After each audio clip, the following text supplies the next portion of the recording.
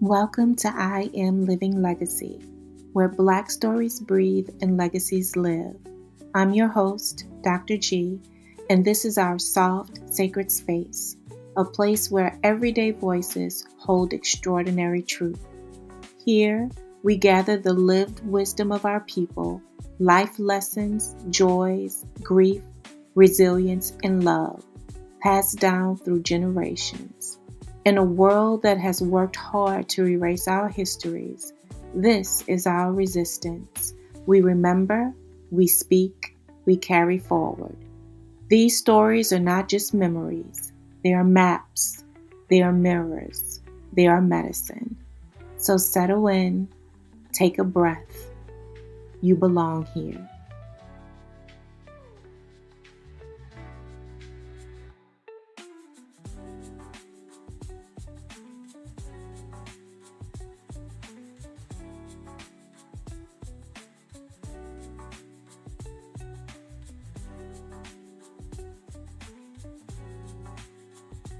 Welcome back to I Am Living Legacy.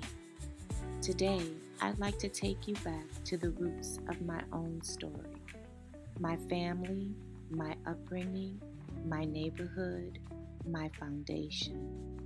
This episode is an offering, a way to honor the people who shaped me, both those still here and those who have transitioned. Their sacrifices, their love, and their wisdom are the ground I stand on. How many of us know the love of a mother? My mom, one of the kindest people I know, was the first person who gave me my voice. She allowed me to speak my truth and to share my feelings. She taught me empathy, to understand the world around me and to recognize that life shows up differently for each of us. Through her, I learned that my voice mattered and that compassion was as powerful as strength. Then there was my grandmother, a force to be reckoned with, and one of the wisest women I know. Listening to her experiences with segregation taught me the power of resilience and determination. She was a proud Black woman who knew her own strength, and she passed that knowingness of self down to me, reminding me to walk boldly in who I am. My grandfather was a man of few words. He didn't speak much, but he didn't have to. His life spoke for him. He was a provider, steady and dependable. His quiet strength taught me that love is not always loud. It's often shown in the daily work of providing for those you love. And finally, my aunt. She cared for me not just like an aunt, but like a mother. She was the one filled with laughter who boldly stepped into the world like her own mother before her. She understood that life was a gift never to be taken for granted. And she taught me to see the cup as half full, to find joy, even in the hardest moments. Just as my family gave me love, strength, and wisdom, the classrooms I sat in gave me roots of a different kind. My early years were shaped by Black educators who saw me. They poured into me, not only with lessons from books, but with lessons for life, providing me with a deep belief in who I could become. Their classrooms went beyond academics. They were sacred spaces where confidence was planted and watered. It is because of that foundation, from profound Black educators in my formative years, my mom being the first, that I was prepared for my time at Southern University at New York. Suno was more than a campus, it was a community. The Black professors and faculty not only educated us, they nurtured us, they challenged us, they held us to a higher standard because they knew what was at stake. That foundation catapulted me forward all the way to sitting in the doctoral seat at Tulane University. And I know without question, it was that Black love, those Black educators, my Black neighbors, and that Black excellence that carried me. And while my classroom shaped me, my neighborhood shaped me too.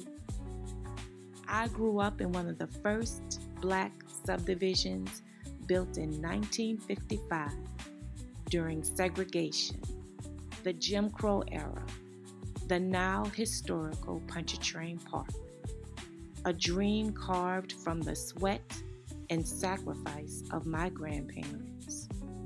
With only a 5th grade and 8th grade education, they built a life that opened doors not just for me, but for my mom, my older brother, and generations that followed.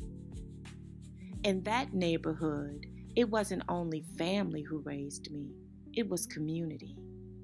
Neighbors nurtured us like their own, correcting us when needed, protecting us when it mattered, and celebrating us as if our futures were their own.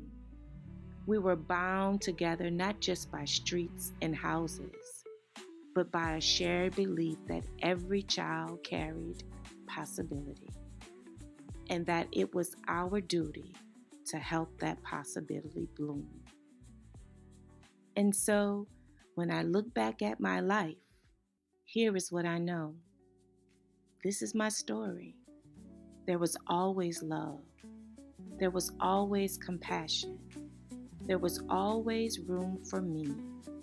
Room for that little Black girl to learn about the world, to make mistakes, to see the true faces of empathy and forgiveness, and to discover the power of possibility. Before we close, I'd like to invite you into a sacred pause. Take a deep breath.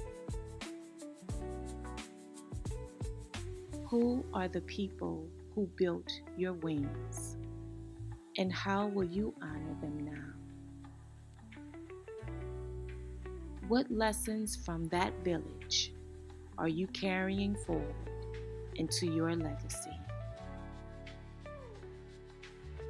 Across the African continent, various traditions remind us that children belong to all of us. Their cultural wisdom embodies love that understands I am what I am because of who we all are. Everyone shares responsibility for the well-being of a child. To my mom, you gave me my voice, and you continue to be my safe place. The kindness in you is the foundation in me. To hear your voice and still hold you close is a blessing I will never take for granted. Throughout the years, you shouldered so much with grace.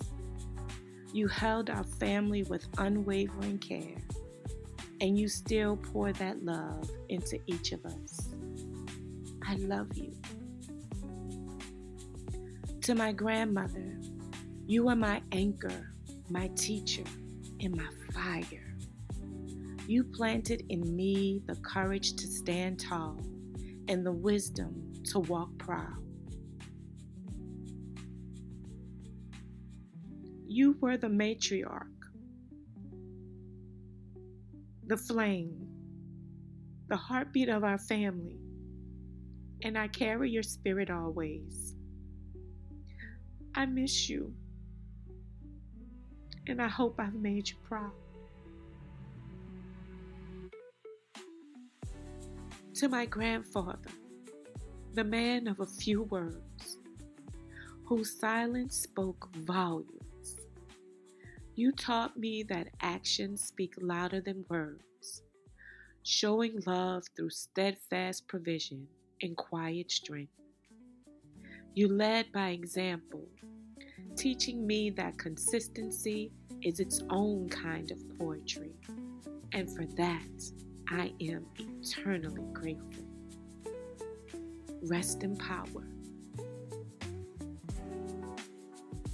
And to my aunt, you were laughter embodied, stepping boldly into the world with a spirit that mirrored your mother's. You reminded me that life is a gift not to be taken for granted, and you showed me how to see the cup as half full. Even in your absence, I carry your joy with me, letting it light my path in the hardest times, in the greatest moments. May your light continue to guide us. Legacies aren't built alone. They are rooted in the people who came before us, their dreams, their sacrifices, their wisdom. May we continue to honor them by how we live, how we speak, and how we love. Thank you for listening. Thank you for being a part of I Am Living Legacy. Until next time, may we honor the families who raised us, the communities that shaped us, and the foundations they paid for us, so that legacy could live on.